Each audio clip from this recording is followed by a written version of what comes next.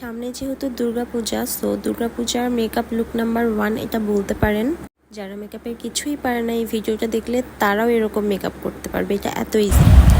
অনেক দিন পর আজকে আমি আমার এই পেজ থেকে একটা মেকআপ ভিডিও শেয়ার করব তোমাদের সাথে। তো ফার্স্টে আমি আমার ফেসটা ভালো মতো ক্লিন করে নিয়ে এরপর এই ময়শ্চারাইজারটা অ্যান্ড দেন এই সানস্ক্রিনটা অ্যাপ্লাই করে নিচ্ছি। এটা তোমরা সবাই জানো মেকআপের আগে করতে হয়, আর এখন মেকআপের তেমন কোনো নিয়ম নাই, যে যার মতো করেই করে।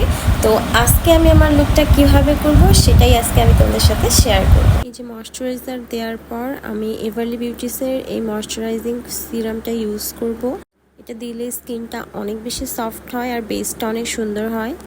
এরপর আমি গোল্ডেন রোজের এই স্টিক ফাউন্ডেশনটা ইউজ করব।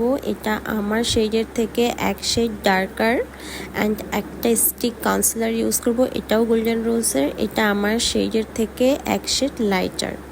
এরপর আমি সুন্দর করে হাত দিয়ে ব্লেন্ড করব। হাত দিয়ে ব্লেন্ড করলে বেসটা খুব বেশি ফ্ললেস হয়, অনেক সুন্দর লাগে। দেখেন বেসটা কত সুন্দর, একদম ফ্ললেস হয়েছে, একদম ন্যাচারাল লাগতেছে।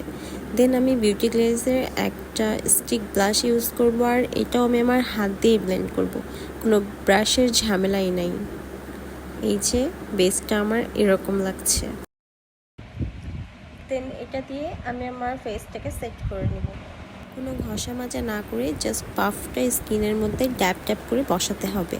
দেন আমি একটা পাউডার ব্লাশ নিয়ে চোখের উপর আইশ্যাডোর কাজটা করে নিছি হাত দিয়ে।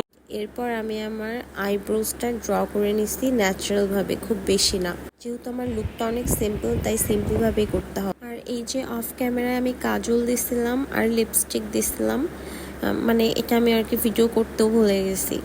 দেন আমার সবচেয়ে ফেভারিট পার্ট মাস্কারা, আমি চোখে বারবার বারবার বারবার মাস্কারা অ্যাপ্লাই করি।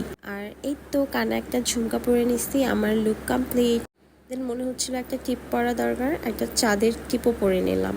এরপর ফেসটা যাতে মানে মেকআপটা লং লাস্টিং হয় তাই সেটিং স্প্রে দিয়ে নিচ্ছি। আর এই যে আমার মেকআপ করা ডান। এত ইজি মেকআপটা আপনাদের কাছে কেমন লাগলো কমেন্ট করে অবশ্যই জানাবেন। Thank you.